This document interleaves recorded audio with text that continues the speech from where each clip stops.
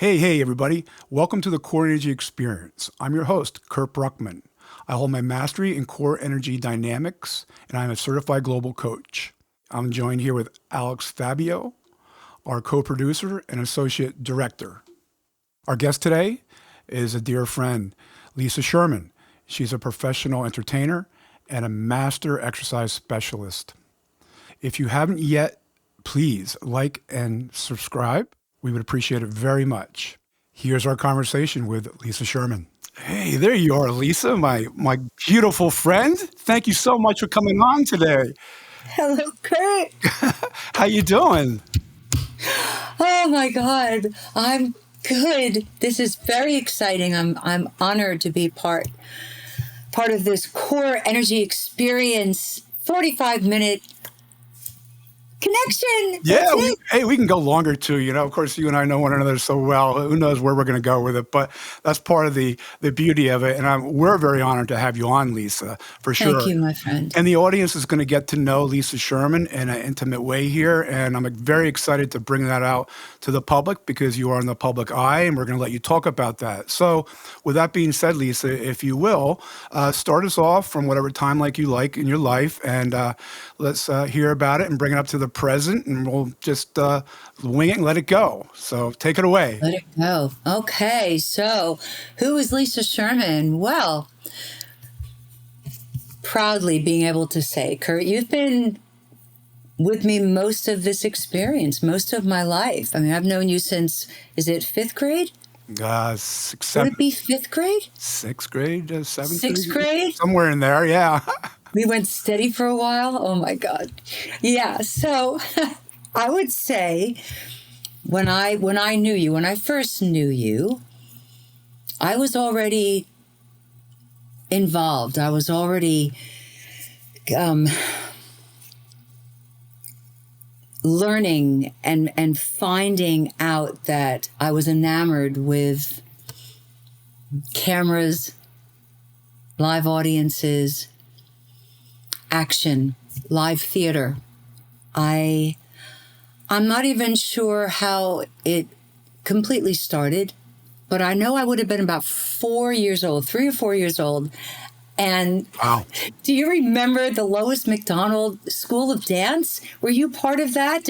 You were. No, yes, you were. Okay. No, I wasn't, but I know about it. Yes, I remember that. Yes. Okay. Yes. I believe that it started then at that early age, because I look back and see pictures of myself in leotards at the age of 4. And I think the reason was because it was the perfect place for a parent to drop their children after school. They still didn't want to be with us, put them in dance school or whatever they were going to do, an after school activity. Needless to say, I fell in love with it.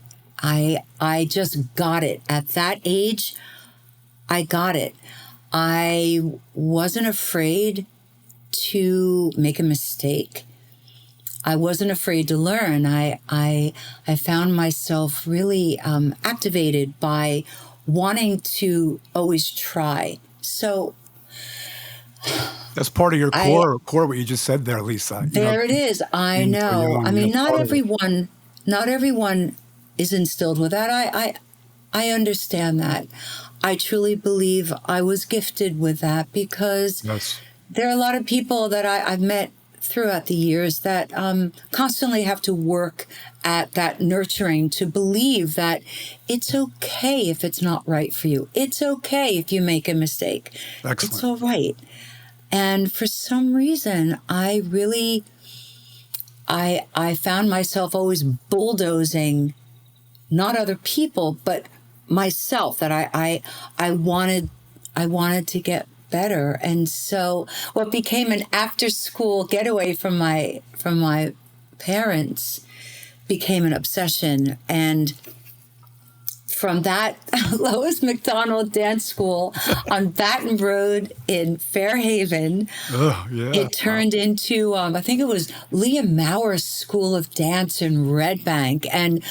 And from there, I mean, I was now going into, when I knew you, 6th grade, 7th grade, and onward, And I believe at age 12 or 13, I was in my first dance company, and I went from ballet and jazz into modern dance. And that was it. Modern dance was my thing. And from there, I got involved with school acting, acting classes. And at first, I wasn't really good at reading scripts because I always wanted to go off in my own world. I always wanted to say what I wanted to say, like, we want you to follow these lines. And I was like, but why? It doesn't make sense. I mean, the princess should be doing this, or the dragon should be saying that, or whatever show I was doing. And I learned it doesn't really work like that. And that's when I started to find out about structure, and I learned about direction, and it wasn't about looking good or being the best one in the class because you were really strong at technique. I was gifted at those things, but I learned you can't take advantage of those things, that you have to respect someone's other experience. And that, at that age, from like, I'd say 13 to 15, 16 years old, I learned all about direction. And I learned about that there were other people that were better than me. They were bigger than me or smaller than me, or they'd been doing it longer than me. And I had to learn that being the best at the Lois McDonald Dance School or at the Leah Maurer Dance School didn't mean a goddamn thing. When it started to become bigger and I started to become integrated with other dance companies and other competitions. And it wasn't just in like Red Bank, New Jersey or Rumson, New Jersey. It started to go into New York City. And I was terrified. I mean, holy shit, who am I? And then I went through that whole period of like, oh my God, I'm never going to be good enough. And, you always go through, I think it's really important to go through a period where you have doubts. Yes. Because you've got two choices to go from that place. You either doubt and you go down that road, or you like have a good cry and you feel sorry for yourself, and then you get up and you just say, God damn it, I love this. I want this. I don't like how that feels. I want to try again. And if I fall, it's all right. I'm going to keep on trying. And this brings me to when I started auditioning for shows. And this is when we knew each other, like, high school into early college, and not going too far forward yet. But I started auditioning and learning about auditioning. And man, is that is a true voyage of humble experience, because all of a sudden you're like thrown into these auditions with people that you don't know. So you can't I wasn't able to be Miss Lisa Sherman anymore. I was like, I'm number 25 in like a line of like 300 people, and it doesn't mean a goddamn thing. And right. You're going to audition and you might get it and you might not. And that's a chance you take. And I didn't get a lot of things. And then every once in a while I would.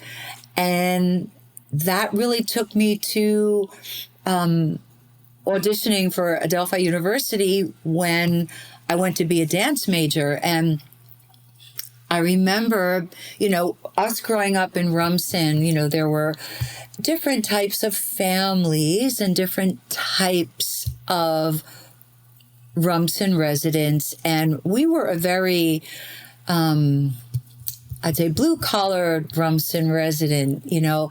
We didn't have the, it wasn't as easy or accessible to go to college. I mean, college is a gift. Yes. at that time, it wasn't just granted. You had to work for it, at least in my family. And so I ended up figuring out how to get a scholarship. And I remember getting involved with Miss Monmouth County Beauty Contest. Now, Yeah, if there we was go, girl. someone- oh my God. If there was anybody who was not that type of a contestant, it's me. I mean, I was A little too structured for you, if I may. a little too structured, and I wasn't, how do I say this without sounding Just say it. odd? This is us. Just say it. All right. I was lucky to grow up a pretty girl, Yes. Beautiful. but thank you. It doesn't mean anything. Right. It doesn't mean anything. Yeah. Well, your beauty Doesn't is make it better? in out. We know that. That's what the audience is going to learn today, and they're already learning that because, if I may, you You don't take advantage of that. Right. If I may, you step back a little bit, you started discussing recovery and how that was and resiliency. That's all part of understanding our core energy. And in that, once we start understanding that, that becomes our growth. And you started talking about that too. So I just want to tie that in there, but please go Yeah, forward. it's incredible how this all ties in, which is just so cool, which is why it's really an honor to be here today and to talk about these things, because it's true. It has to come from here. You just so many people are granted access in life. Right. And I'm glad we grew up in the 70s. I'm really glad, because it was a different world. It had many problems, as every generation does. But we had to work a little bit harder, and going back to what I was saying, I don't feel like I was ever that person who took advantage career-wise. I mean, I was a bit of a wild woman. Right. Let's be realistic. Yeah. But career-wise, Is this when we start off as a Rockette?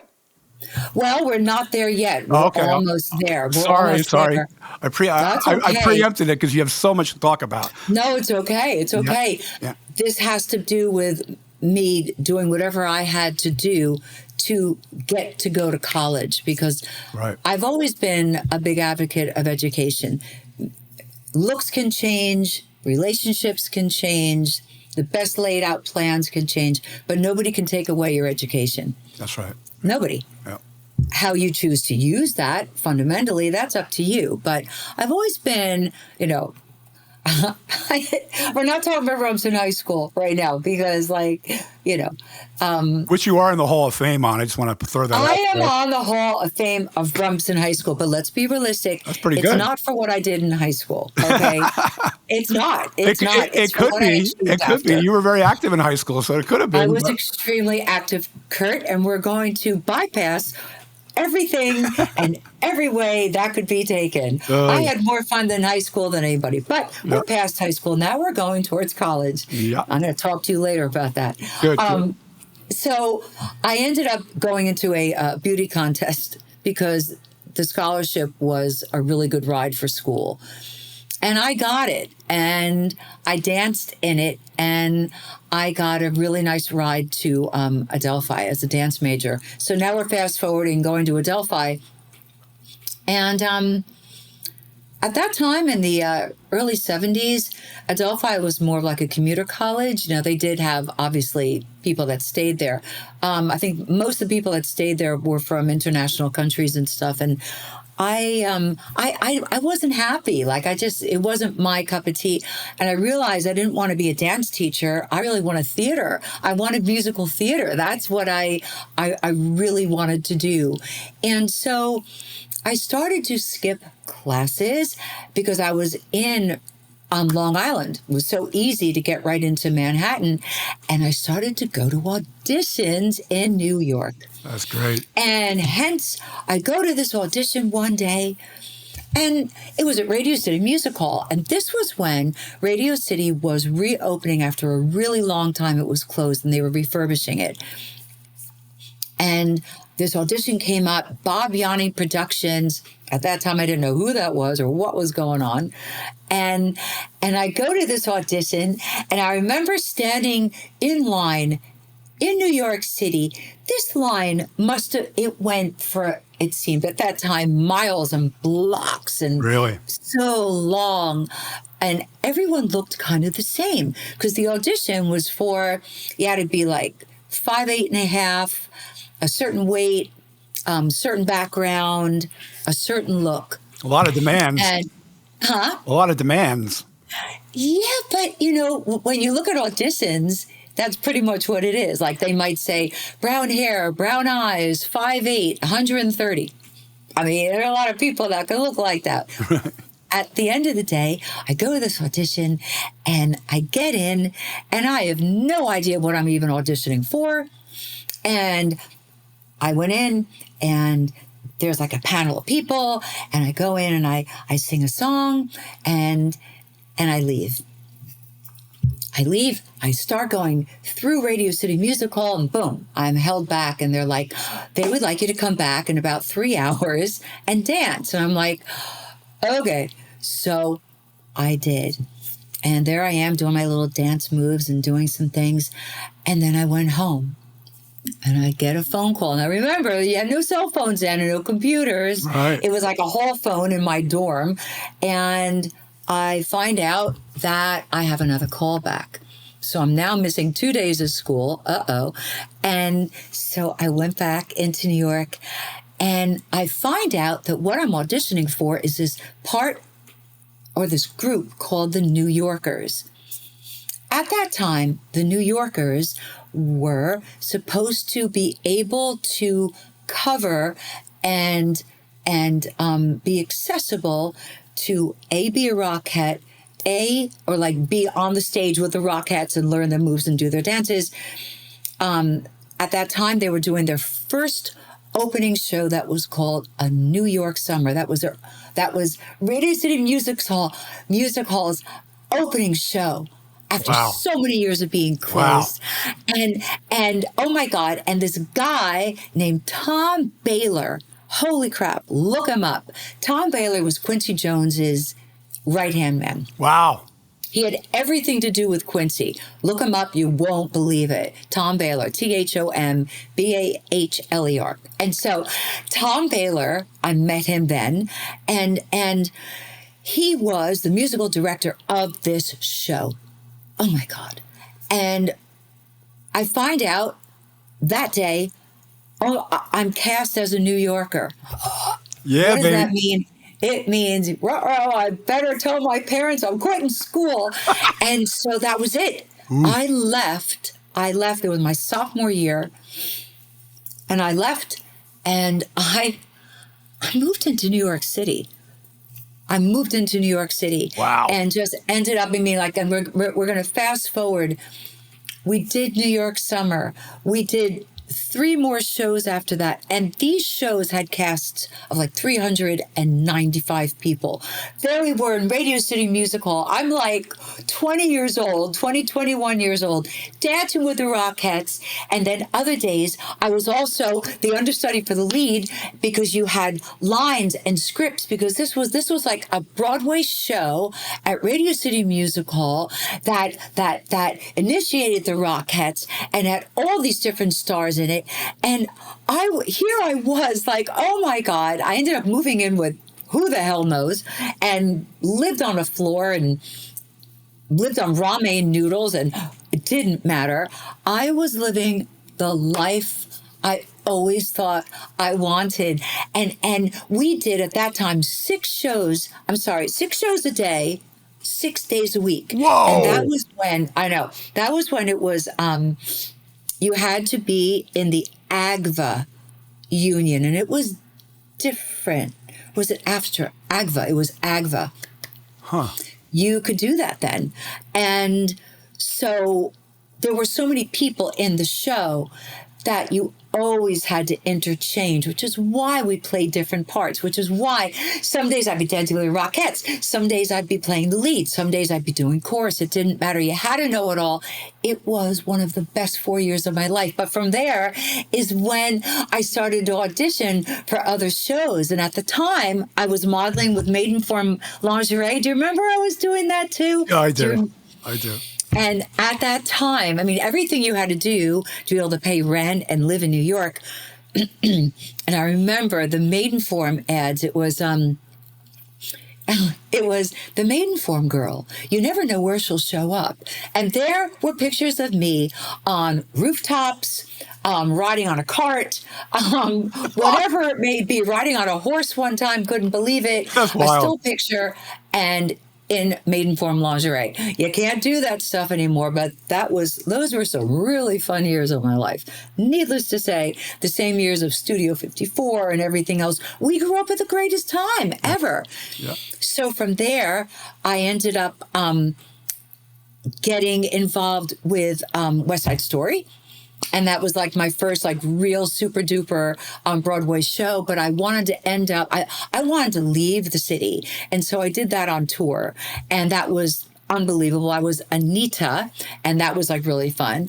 And then from there came Evita, and I was Ava. And then from there came Little Shop of Horrors. And I was Audra, and that was like really fun.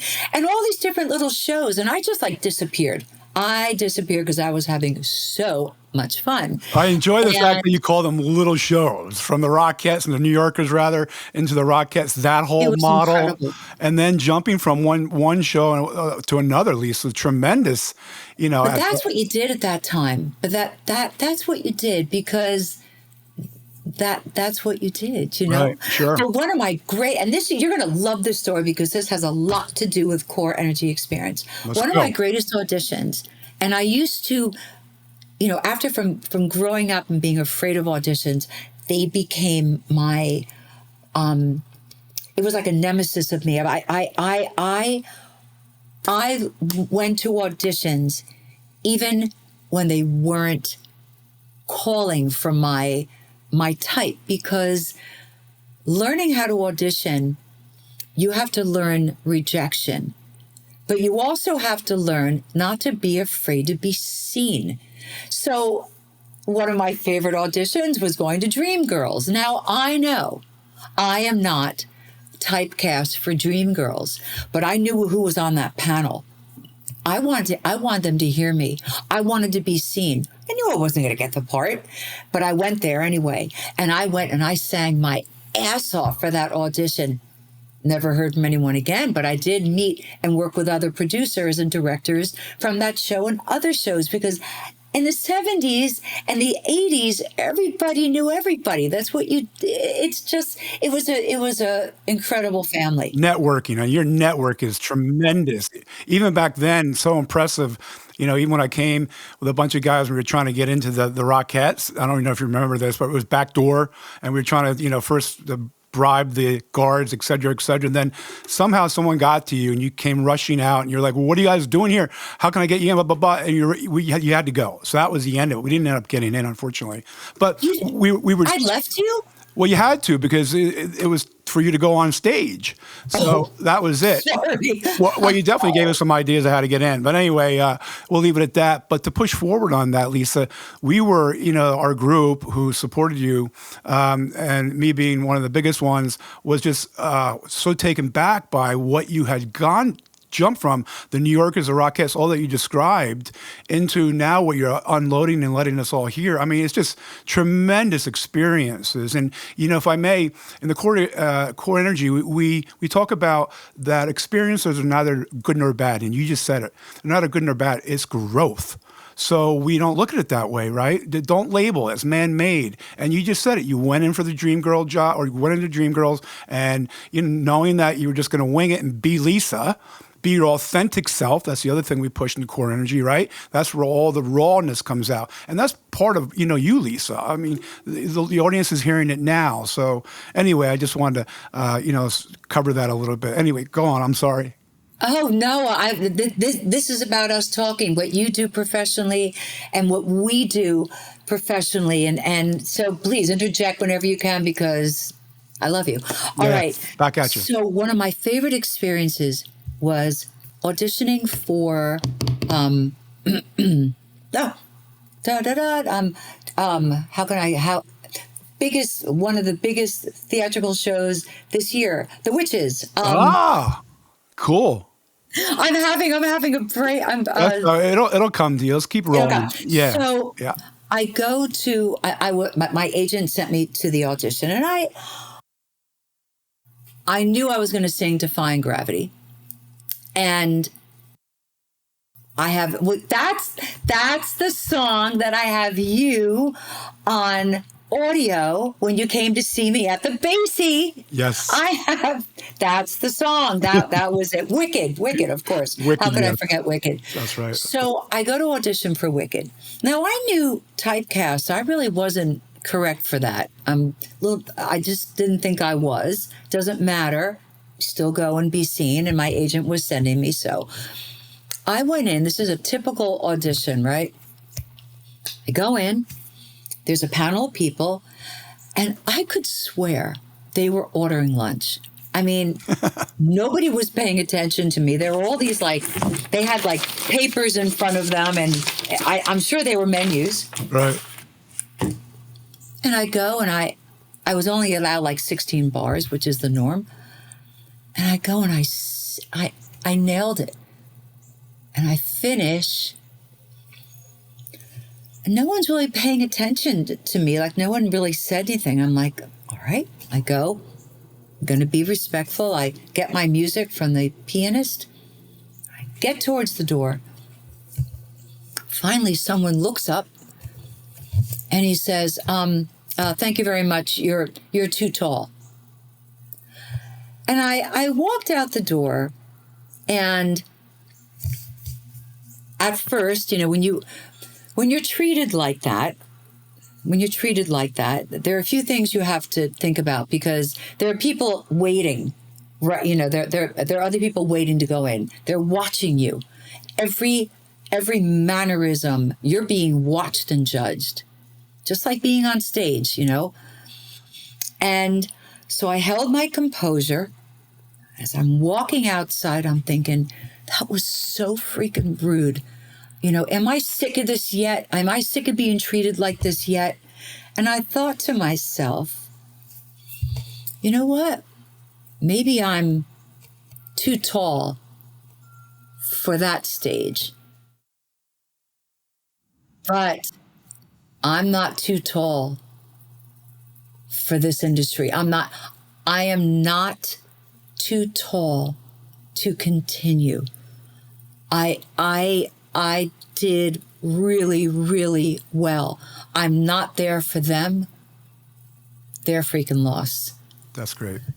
That's great. And it, for some reason, I don't know why that one audition kind of got me, but it did. Brought you some clarity, it sounds like, right? A little more clarity as to what you're defining yourself at in that moment, because you're a massive transition. It pushed me even more to almost go in non-emotional. You can't take it personally. The point is, tough. You can't take it personally. Why that affected me, who knows? Maybe I was having a bad morning. I don't know.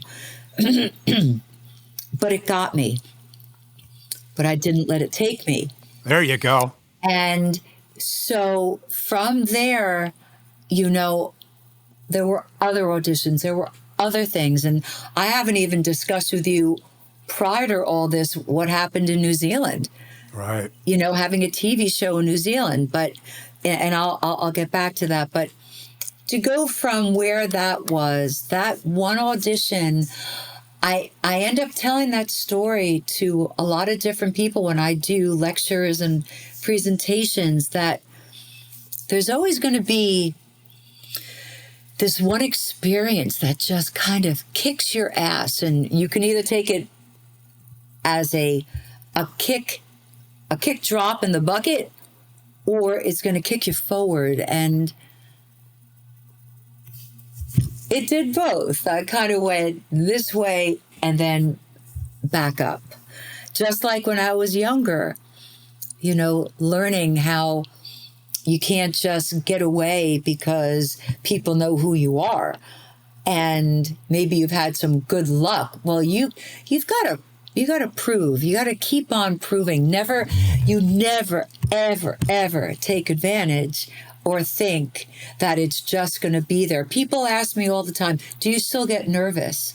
And I'm like, before every show, I'm ready to throw up. Still, I get that sick feeling in my gut. My saliva changes. I'm like, fuck. Oh, did I say that word? I did. Sure, why not? Say, what's my first line? What? I can't remember the lines of the song. And I guess my point is that when the day comes that I don't feel that sickness, when I don't feel that fear, that professional fear, that's the day I gotta walk off. I never take advantage that it's just gonna come to me, ever. Right. Ever. Right. Because things happen. You said a couple of things there I want to point out is that the awareness that you had then and have always, but you're talking about that awareness of yourself and how that was feeling. And then you bring in that 4-letter word, fear.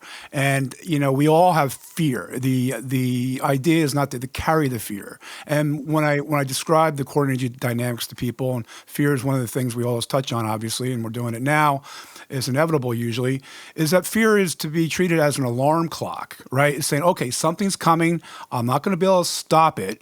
So I'm going to let it in with awareness. I'm going to accept it. I'm going to validate it.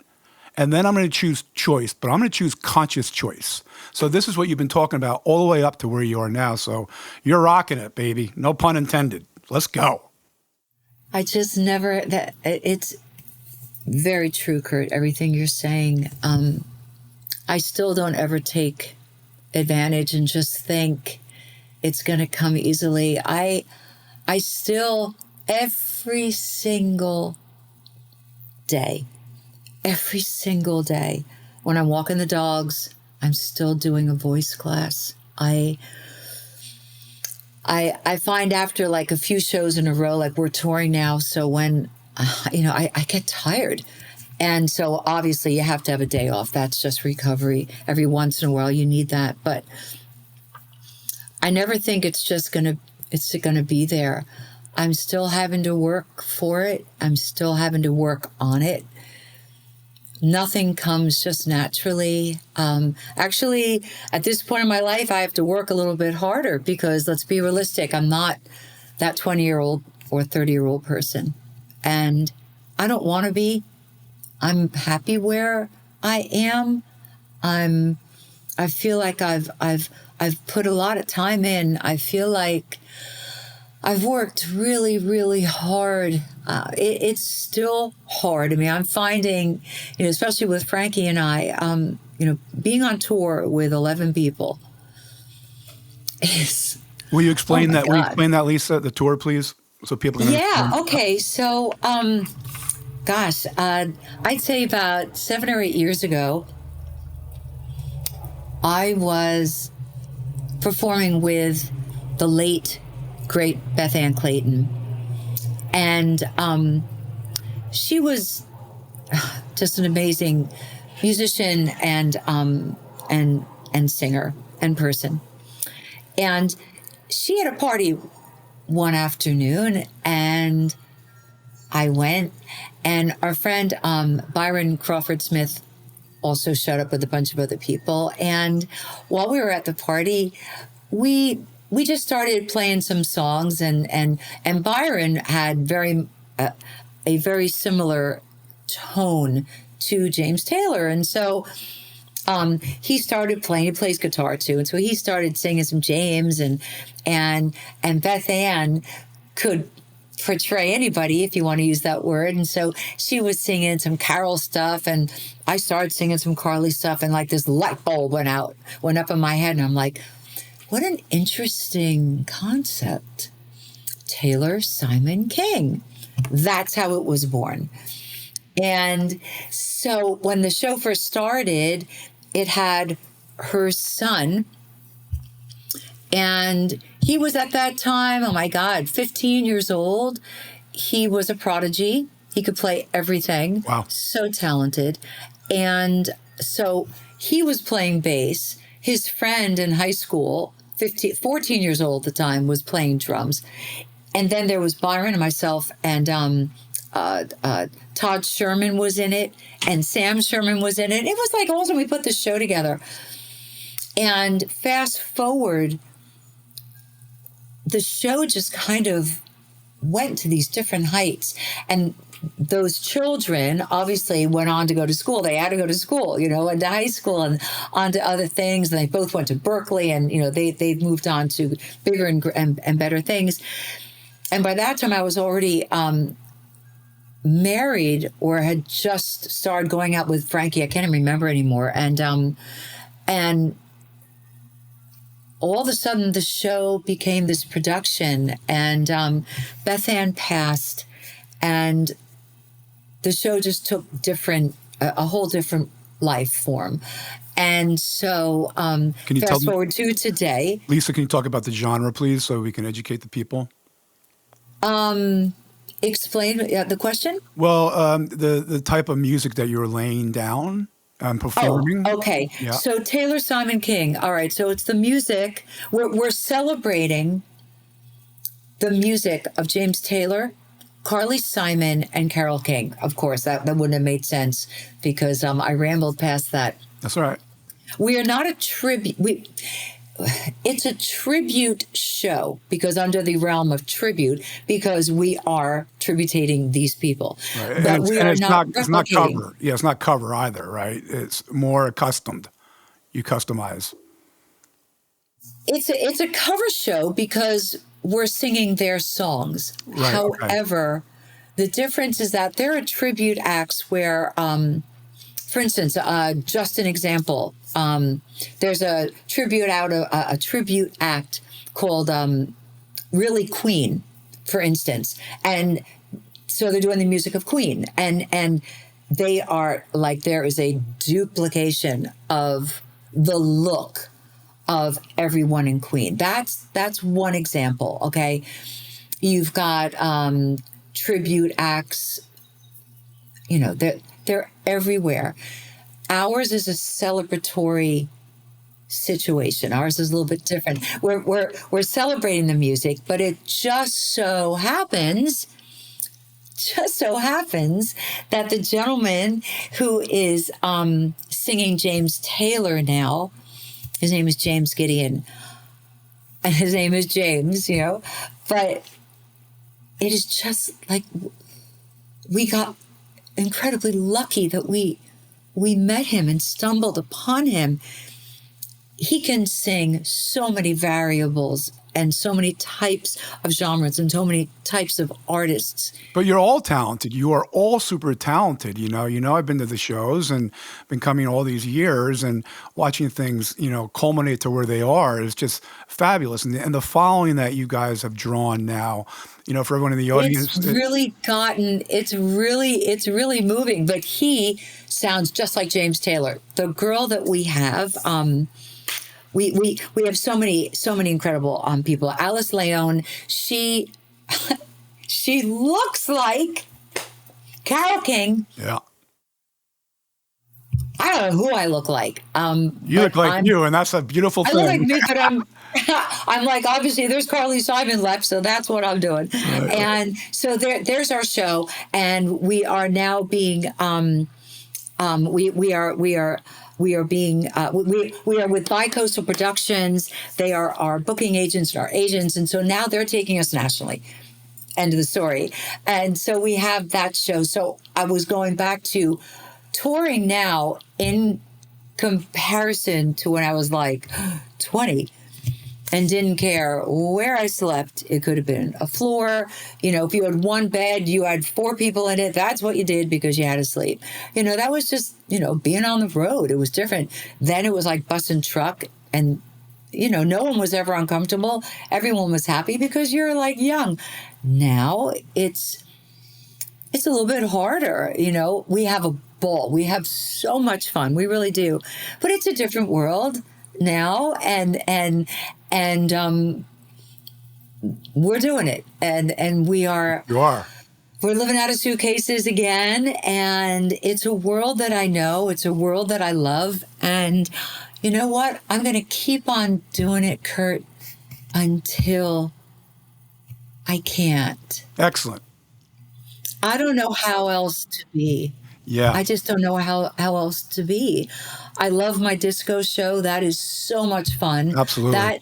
That is probably the hardest show I've ever done, because you don't realize the energy of disco, which is so fast. The BPM, beats per minute, is so constant. Yes.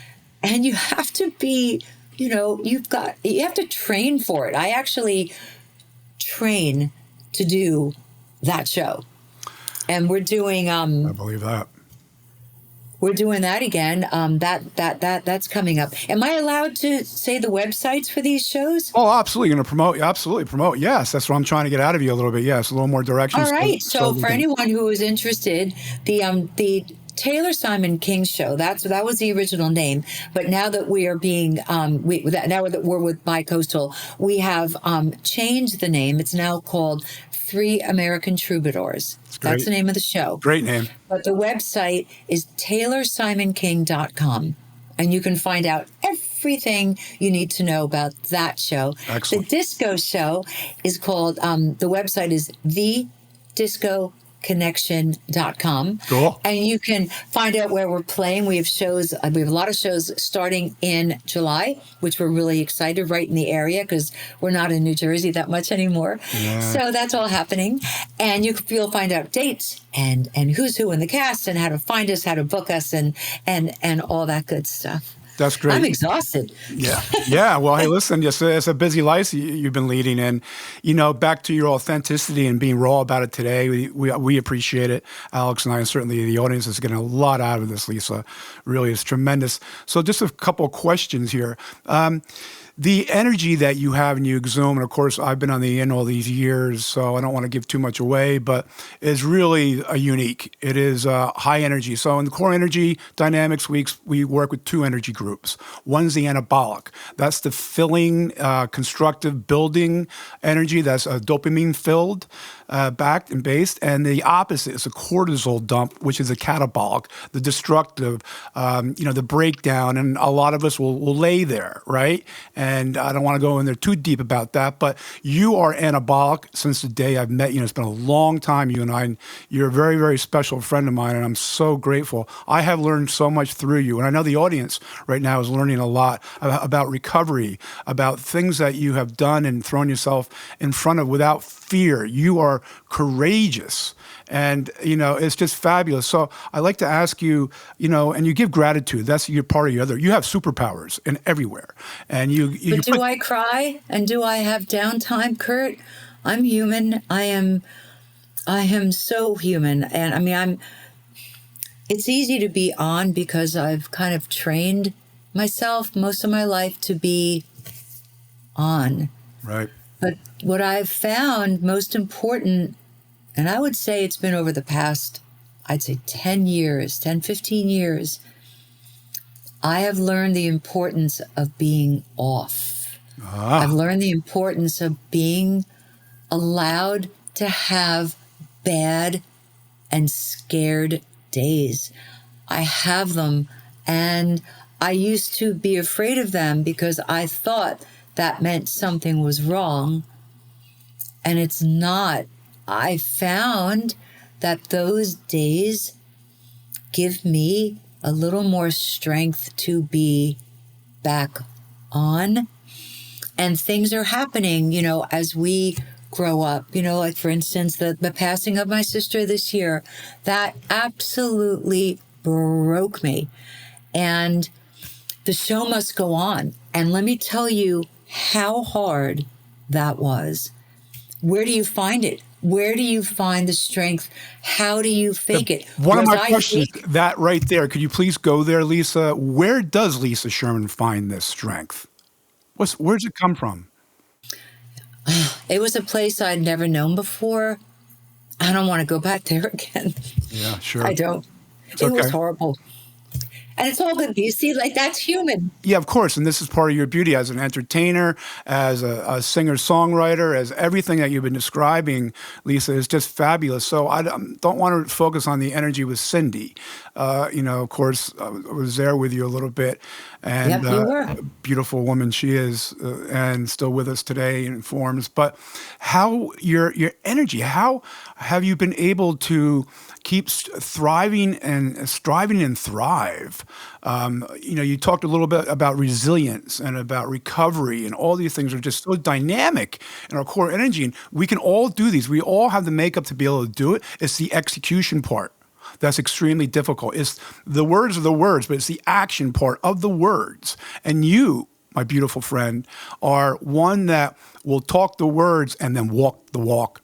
These days, society is very different. The whole world is very different. We're going to get there in a minute. But anyway, it's very interesting how you've been able to, just exhume it and keep doing it. And it rubs off. Like energy attracts like energy, i.e. the Three Troubadours, the disco show, meeting Franke, all of it, Lisa. It's just been a run-on of Lisa Sherman, whatever downs that come in, if they're as you mentioned, you've had downs. You are human, of course, but you bring it right back up. You are show all the way through and through with authenticity and the rawness, and that's what comes through to all the people that watch. And I take inventory. I've been going through a lot of your shows, all these years, even when you were just solo for a little while, when you were very, very young, et cetera, et cetera.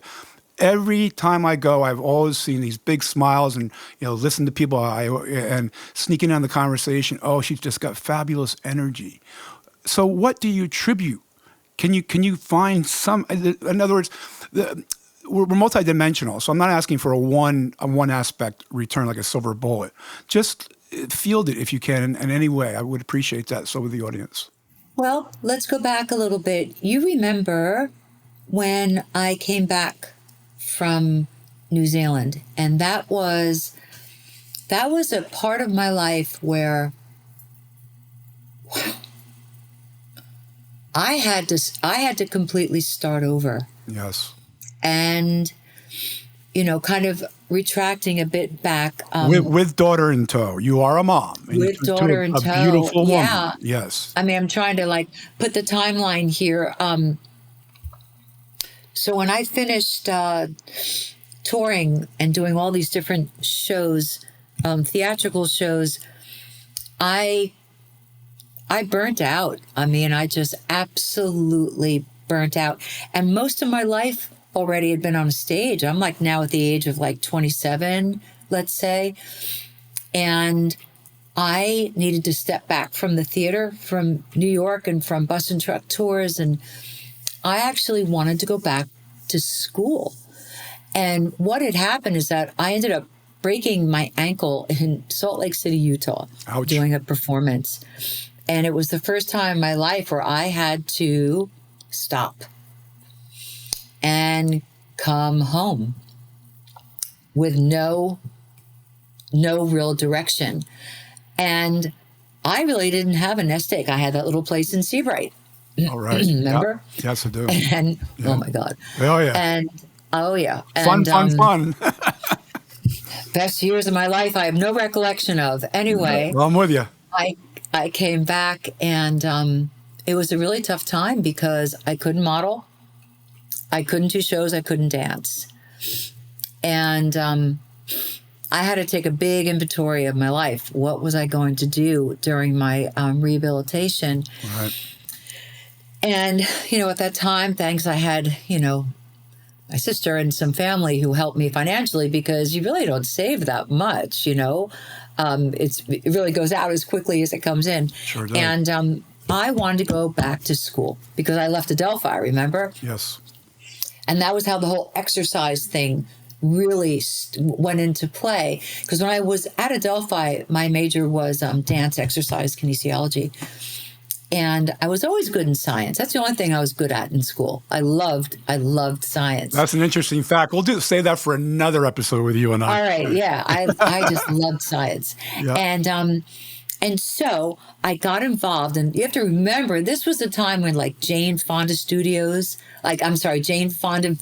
were happening, and ESPN, wake up to whoever and work out, and it was all happening. Oh my God, Olivia Newton-John, Let's Get Physical, oh my God, and that came really naturally to me. So as I was like, recovering, I found I could do these different types of aerobic classes without too much stress. And I found out about these associations. One was called IDEA, International Dance Exercise Association, and AFA, Aerobics Fitness Foundation of America. God, listen to you then just America, go on and on and on. Yeah, oh, yeah. incredible. ACSM, American Council of Exercise. And Wow. excuse me.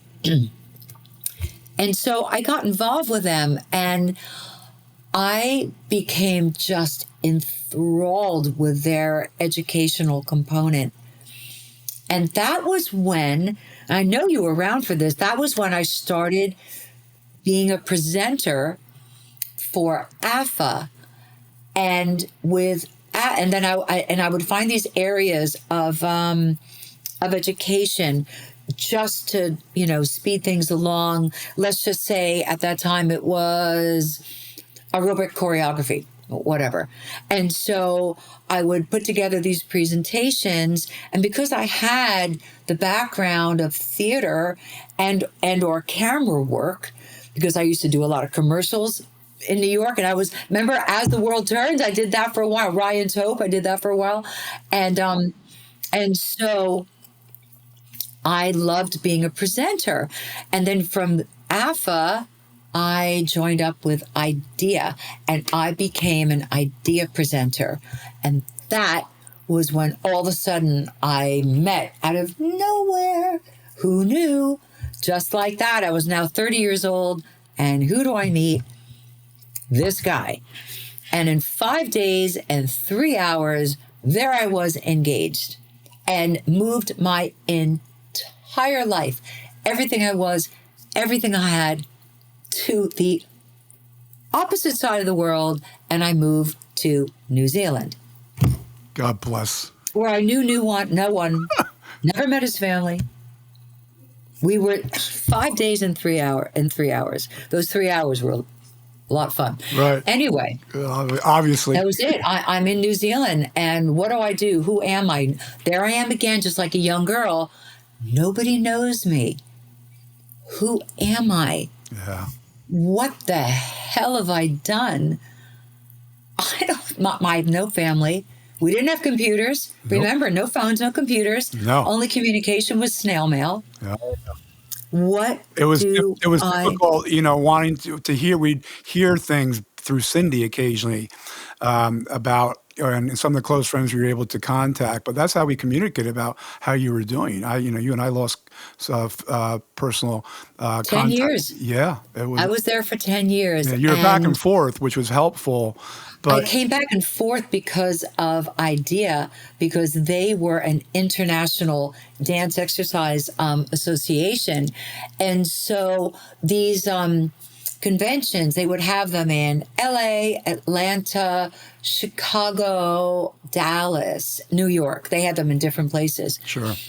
That was my way of being able to come back and forth and be able to come back to the States. But while I was in New Zealand, I had nothing else to do, and I didn't know theater people. I wasn't sure I just didn't know what to do. And so I was really into the fitness, and what an amazing world to be in New Zealand. Which you're still doing, right? You're still doing that. I'm still doing that. With your class? That's how Nike found me. Right. And this guy, one day, out of nowhere, I'm in New Zealand. It's like the first year I was there, he knocks on my front door, And I'm like, hello. And he said, I hear that you are, obviously I was American. And he said that he wanted to bring a third TV channel to New Zealand. They only had, forgive me, fourth TV channel. They only had 3 TV channels when I moved there in 1988. Jeez. Amazing. In 88. He wanted to bring a video channel to New Zealand for the first time. And he said, I know your background because I found out from you from the IDEA convention, because he wanted to bring exercise videos to New Zealand, American exercise videos to New Zealand. Right, yeah. And I said, well, instead of bringing the Jane Fonda videos to New Zealand or whatever, let's do them ourselves. And that was how my show started in New Zealand, the Dow Power Hour. And that was my last name at the time, Dow. And 10 years later, we had an exercise channel. I had the videos. I was Nike sponsored everything. I signed with them as one of their international exercise correspondents. And so I was able to bring my theatrics to a world that didn't know me. And it was really funny, like driving down the motorway, and I'd see posters of myself on the motorway in New Zealand, like in these, and that at that time you wore G-string leotards. Too much. It was, you can't get away with that now. Right. And so the videos and the shows and the things that I look back at now and the photos I have hanging in my house are just they bring back some really good memories. And, when I ended up coming back to America in 1996, which brings us back to our conversation, what happened? When were you down to recreate where you are now? And when I came back with a child, because Chelsea was born in New Zealand in 91, I brought her back in, she was 3 years old, 3.5 years old. And I came back by myself, and I don't want to get into the reasons why, but I did. And I had to make a deal with Nike about giving up my copyright for all my videos there. And that is how I was able to get myself back here and get this house. Because I had nothing. When I left there, I left one day, February 26, 1996. Wow. Absolutely no clue this was going to happen. I made a decision that moment, that day, when I found out some things were going on, and I picked up my daughter, my puppy, which was allowed to be transported all the way to America at that time without any quarantine. And I landed at Newark Airport, absolutely lost. Wow. Husband gone, marriage gone. I was mortified, embarrassed. Everyone thought I had this fairy tale life where I met the man of my dreams and I picked up my life and moved to the other side of the world. Yeah, we never know what goes on in someone else's shoes. Relationships take many turns. I have no regret. I don't have one damn regret of my decision to go there. The years that I had there. Good. I had my daughter there. Yeah. I was successful there. Yeah. I found another part of my life there. I became somebody there. I'm still really good friends with many of the people there. I was broken when I realized what was going on with my other half I thought I knew it all. I thought I would always know if something was, going on. I thought I was so wise in my years. And funny thing when you're the last person to know. But guess what? I wasn't going to stand for it. And I left everything. Clothes, memories. All the way back to your 20s again, all the way back to that, recreating or, I came inventing back yourself. to recreating my life again. And Yes. I was broken when I came back here. What have I done? What am I going to do? What happened? What was going on behind all those years? I was really happy. Do I ever trust again? Right. Was this all bullshit? Was I made a fool of? Am I a fool? All those doubts. Oh, the old inner critic rises, right? And that's the other How did thing I we deal not with that. know? What didn't I see? When did I believe that you should stop questioning? Excellent. When do you think it's just okay? There we go. And that's what broke me. And that's when I got sick. Do you remember I got very well. I was very, very ill. That was from worry. A lot of it was genetic, yes. But I lost 3 years of my life when I went down. I became so ill. And that was from sadness, allowing defeat. Again, there was some genetics. My family has Crohn's and all that stuff. And yeah, it really it screwed me up for a long time. And once again, I had to recreate. I went through a bankruptcy. I went through, I almost lost this home. I didn't know how I was going to take care of my child. Yeah.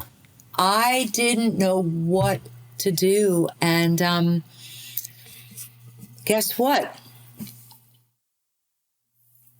I'm still here. You rose again and shining.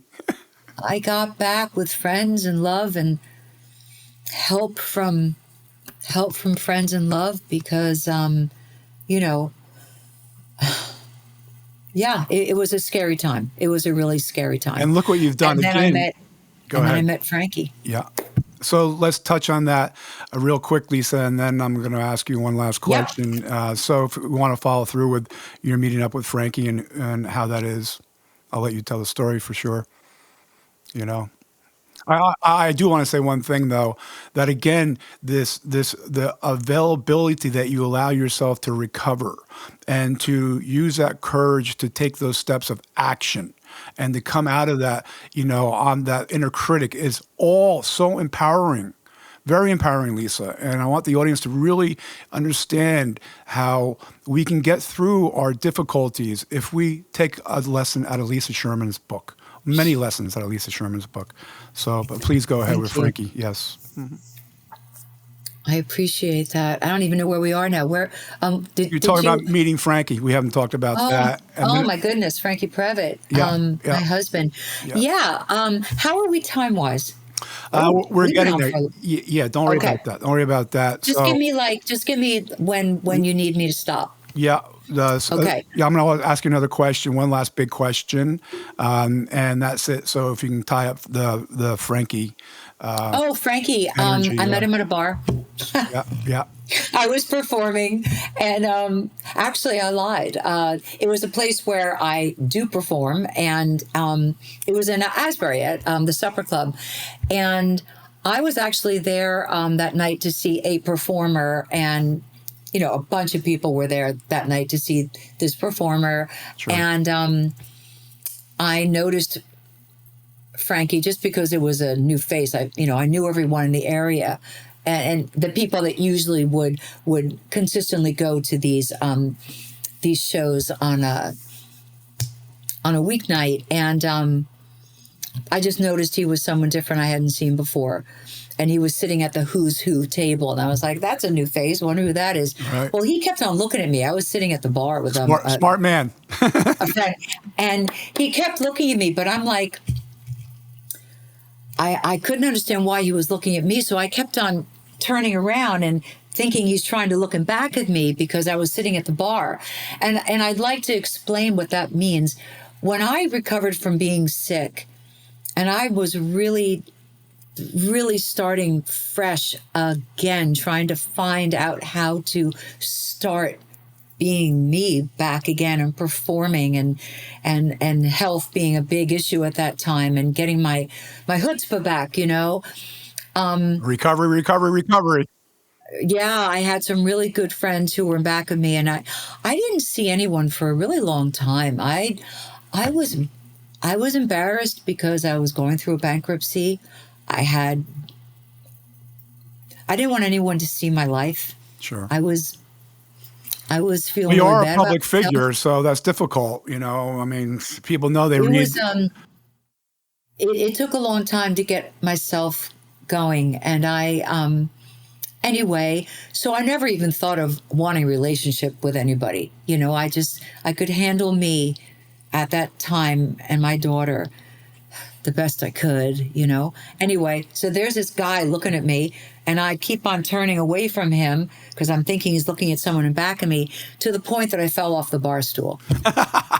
And I was so embarrassed again. I was, God damn it, what's going on? And I picked myself up and I was going to leave, and he wasn't going to let that happen. It was at that same time the show was going on intermission, and he was right there.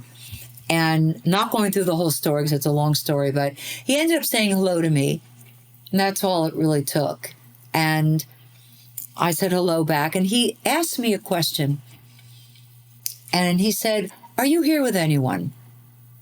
And I'm thinking to myself, I've heard every pickup line there is, all right? No doubt. And I was very cautious. I had so many blinders up still because I had a lot going on trying to pick up some pieces. And so me and my smart ass mouth, I said, I'm here with everyone. There you go, which is the truth. And his reply was, well, I'm part of everyone. So I guess that means you're here with me. Soulmate. And that was it. Soulmates. And I thought, what a confident guy. And he turns around and he says, "It's really noisy up here. I'd like to talk to you downstairs, if that's okay," because they had the downstairs bar. Sure. And he walks away from me. And I'll just say this because I'm saying it to you. As he walked away, I looked at him and I thought, who the fuck does he think he is talking to me like that? And I thought, but I really like it. That was so confident. Who is that? And the rest is history. How I went downstairs and we talked and you hear everything from everybody, and everybody's a songwriter or an artist or a model or a band leader. And I was just trying to be nice to him. And I was like, "Oh, you're a songwriter." Okay. He was so humble. Because I was like, "Well, I've never seen your face before, and you're at the who's who table, so what do you do?" And he says, "Well, I'm a songwriter." And I thought, all right, well, what song have you done that maybe I'd know? And he says, "Well, I won the Academy Award for Dirty Dancing. I wrote I've Had the Time of My Life and Hungry Eyes." And he starts talking about he was in the 1980s hit group Frankie and the Knockouts. And I'm like, that is the worst pickup line I have ever heard in my life. And right, so you're all those things, and you're here at the supper club. Okay, all right, I gotta go. And I walked away from him. I didn't believe him. And the rest of the story is just great. I'm not going to bore you with it, but it's a great story of how Another time. He pursued shows I was in, and he followed me in the most wonderful, respectful, incredible way. He didn't bother me. He just wanted to watch me perform, and he just stayed in the back as the amazing, respectful, confident, incredible man that he is. And all these years later, Found his match. yeah, we're married. It'll be 4 years next month. I can't believe it. And he's now producing all these shows that I'm doing. And I learn from him. I learn from him all the time. He teaches me, and I still love to learn. I just listen to him, and I learn from him. I like him. I respect him.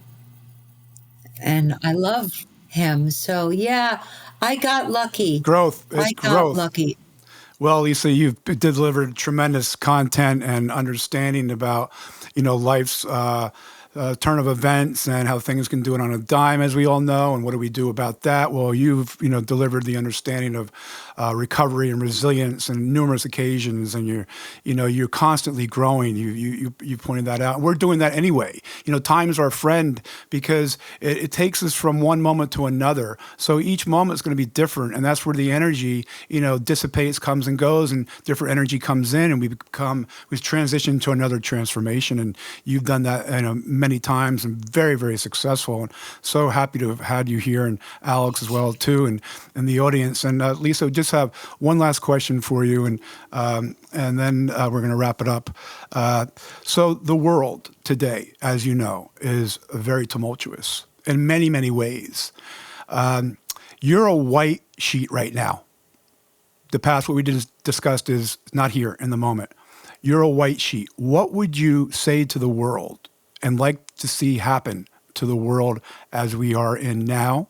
And it does not be a long answer, just simply, what is that for Lisa? Very good question. It would make me happy, sleep better, somehow wake up without this underlying anxious feeling. If people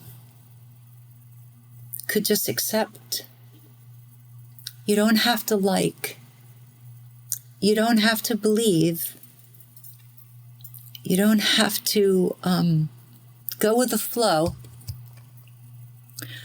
But if people could just be a little kinder. If you don't like someone, if you don't like who they are, what they believe in, where they came from, what they do, it's all right. It's okay. There's still room. There's still room for everybody. Everyone's got value. Everyone has value. It makes me sad. It does. I have never felt such an underlying nervousness every day of not being sure. People are angry. I have likes and dislikes of many things that are going on today. I don't keep them inside because it'll break me. I know people that I can talk to that will help me justify these thoughts, whether I like it or not. Well, you hit on something that's extremely valuable and is part of the core as well. All of this is what you've been talking about, Lisa, and that's, the acceptance. It's simple. You are so correct. And there you have it, audience. Some very valuable information from our dear friend, Lisa Sherman. Now, she's your dear friend as well. She's a fabulous entertainer. She's out there. Please, if you get a chance, go see her or listen to any of her music or any of her entertainment whenever you can. Lisa, we're so happy to have you on. Alex and I appreciate it, and the audience as well.